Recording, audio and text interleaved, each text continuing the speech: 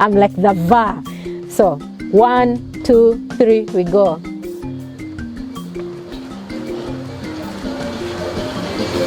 Welcome to African Culture and Nature with me, Adon Jacqueline Nyalwo, your host.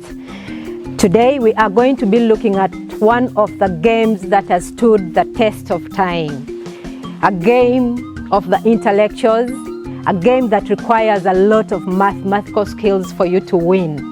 And that is none other than Coro. In my culture, the Lao people, in the northern part of Uganda, it is called Coro. In the central part and widely in other parts of Uganda, it's called Omweso. In Kenya and Tanzania, it is called Bao. And probably it is called Bao because it is a board game. Back in the days, before people learned how to carve wood, people would make holes in the ground, and that is where the game would be played. Now the game consists of 32 holes or pockets. We refer this to holes, or we can call them pockets. Each opponent owns 16 of these, and then for the other opponent they also own 16, making it 32 all in number. Now, what we use clay balls, which is being made in here. We use clay balls to play them. We can use other seeds, you can use stones, irrespective of the objects that you use that is preferable or comfortable for you, it is okay. But for us in the Lao traditional culture, we use clay balls. These balls are made out of clay, or you can get the soil from anthills, it is good, or you can get clay soil from swamps to make out the clay balls. Now, in Nigeria, where it is widely played by the Yoruba people, it is Ayo Opolon. It is a very famous game in Nigeria, and it's one of the traditional games as well. And for us here in Uganda as well, it is our traditional games. It has been there for ages, and we still play it up to today. Except now, most people use the carved wood. This is bao in Swahili. In my culture, it is bao, and it is carved wood. We see before it was on the ground. Now we have the wood, the carved wood, and we make in there. The hole still remains the same. It is still 32, and the balls that will be brought here will make a total of 64 balls. I'll take you back here where we're making the balls.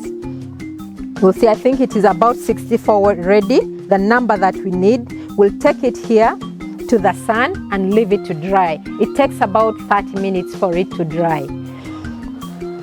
I think we can take this to the sun. His name is Dan, and he's going to be one of the opponents during the playing.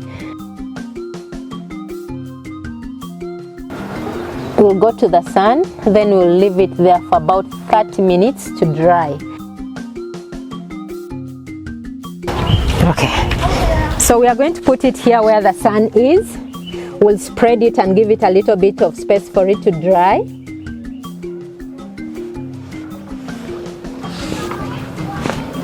If you leave them together, they'll dry when they're stuck together. So they all have to stand on their own for it not to stick together when they're dry. I think there we are good to go. So we shall wait for about 30 minutes, and then we'll come back for our clay balls, and then we'll go and play the game. Okay, it's now about 30 minutes. I'm going to check on my clay balls to see if it is ready. Okay, our clay balls are ready. It's been here for about 30 minutes. The other thing also, the timing that it takes depends on the heat of the sun. If the sun is strong, 30 minutes is enough. The other thing also is on the type of soil that you use to make the clay balls. If you don't choose good soil, when it's dry, it's going to crack up. Or if you leave it to stay longer on the sun, it also cracks it.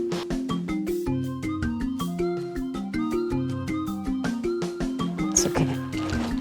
So we'll go back and plant it.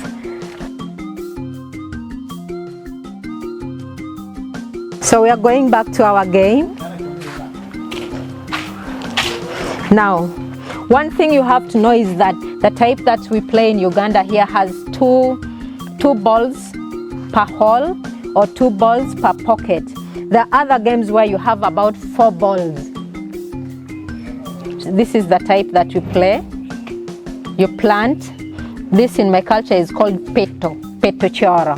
Now, for the start, I want someone else to come and play with Dan, because I'm going to be explaining to you how the game is played. We'll have two opponents. It's played between 2 people, but you can play more than 2 people alternately at a time, so that when the person that loses steps aside and then another person comes in. You can take over. Please take over and play. Now, hold on a bit. Now, the game is played anti-clockwise.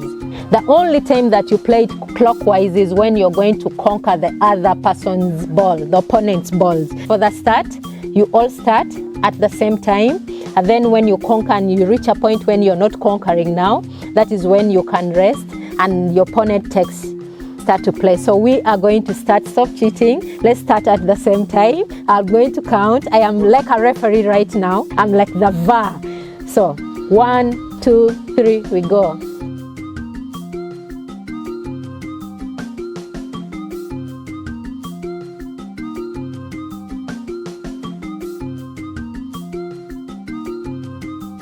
So he has rested. He has also stopped from here. He's taking another turn. Stop there. Now, what he has done, he has come, where did you start from? We are going to take it back to explain. He has been planting 1-1 up to here. Remember, I told you this is a mathematical game. It is the game of the intellectual. You have to use your brain a lot for you to conquer. So, for him, he had about 5 balls in here. He's going to start playing from here. Please go on. He's going to go on planting, and then this one is stop here. Now, when you stop here, he's going to conquer from the holes or the pockets of the opponent, and then he'll continue from where he started from. He'll continue. Now, you only conquer when you have balls in both pockets or both holes. That is the time you conquer. If you come and reach a point where, like this part here, and your ball comes and stops here, you do not conquer, because this hole is empty. There you don't. But if you come and you stop here, you can conquer both this and bring to your side, and you start from here and you continue. You can go ahead. He had stopped here, he's continuing. The only time you stopped is when you reach a hole where there is nothing. Now that is where you get to rest. Fine. He rested here because this hole was empty. That is where his ball is. So it is his turn to continue. He'll make a choice where he's continuing from, depending on how he knows he'll play well. Now he's doing the anti-clockwise, because from there he's coming to conquer. That is when he gets to play anti-clockwise. He's conquering. He'll start from where he had started from. He has rested here. Now it's his turn.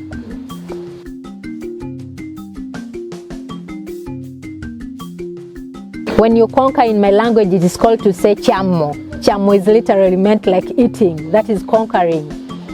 The main objective of this game to conquer as many balls as possible.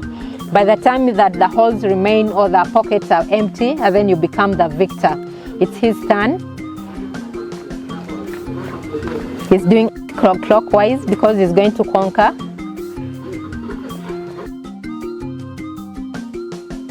He has rested. There was nothing in this pocket, so it's his turn to take place.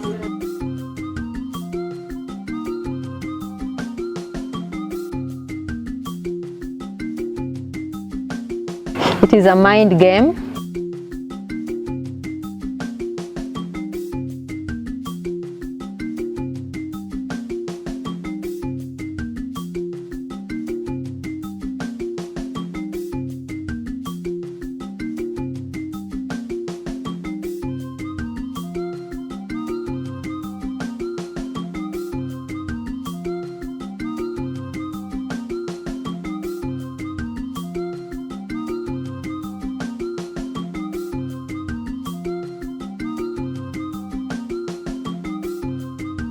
Play on. Oh my God, he has just missed. He thought by going clockwise he was going to stop here and would end up conquering this, but he missed. In my language, it's called goyogeng, which translated as missing. So he has missed, he has failed. Now, once you miss to conquer the opponent's ball when you have gone clockwise, automatically the game ends there and you get to lose. When you calculate and you miss, it is done. So Maurice has failed, Dan becomes the victor. Now, there is one of the hills in Lao, which is in Ibuje. On top of the hills, we have the Mancala game, which has been carved on the hills. The mystery how it got there or when, we do not know. That only tells you that the Mancala game has been there for ages, it has been there for centuries, and it has been played by the Stone Age people. Now, we are going to have a second round or a rematch. Let's give opportunity to the one who has failed to see if they can also conquer and become the champion. So we are going to transfer this to the board game. We are going to be using the carved wood.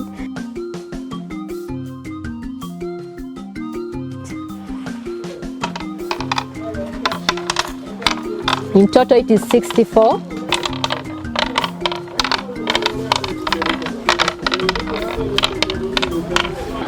Now we are here, so I think we have to switch sides in here. Please switch sides and change your positions and start to play.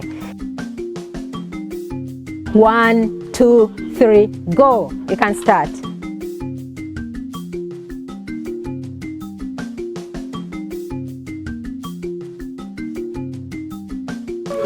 Dan looks to be a little bit faster and very sharp.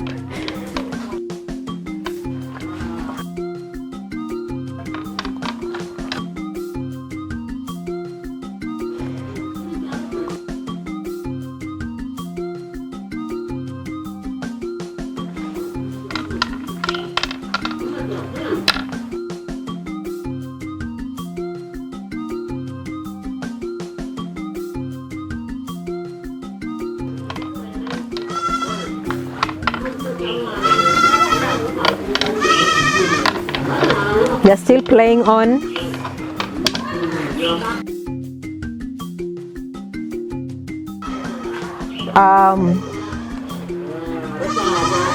Now, what has just happened is he was supposed to conquer these 2 holes to get from here, then he continues, but he has left it. This is the same rule of the game, that when you reach where you're supposed to conquer your opponent, which in my culture it is gem, it is another rule, it is like a red card in the game, by the way. The moment you fail to conquer your opponent, you automatically lose. So that means this round, Maurice is the victor. He is a champion. So we are going to play another round as well to see the ways that one can get to win the game or the ways that one can get to lose the game. So let's go. Let's start.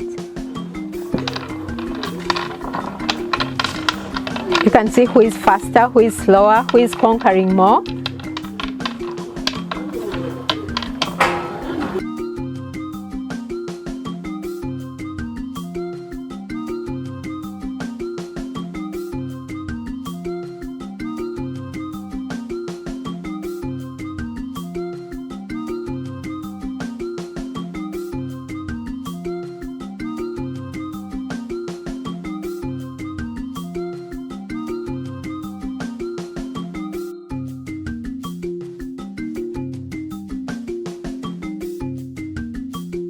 I do not know how my Nigerian people, the Indian people call it, how it is called in India and other parts of the world. You can as well get into our inbox and tell us how you call this game in your country.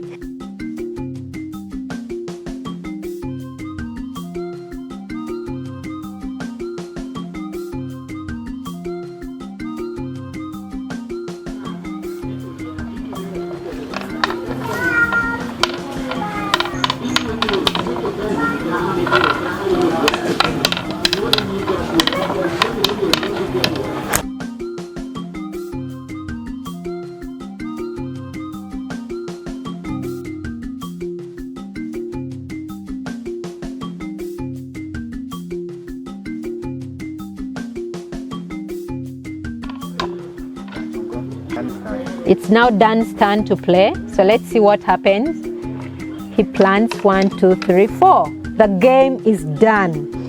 Now he has only one ball left in the pockets, and other pockets don't have anything. So literally here, the game is finished. It is done. Dan has lost. Maurice has won. This has been all that we have brought to you. The Omweso game, Coro, the game of the intellectuals. Thank you so much. Until next time, Apoyo Matek.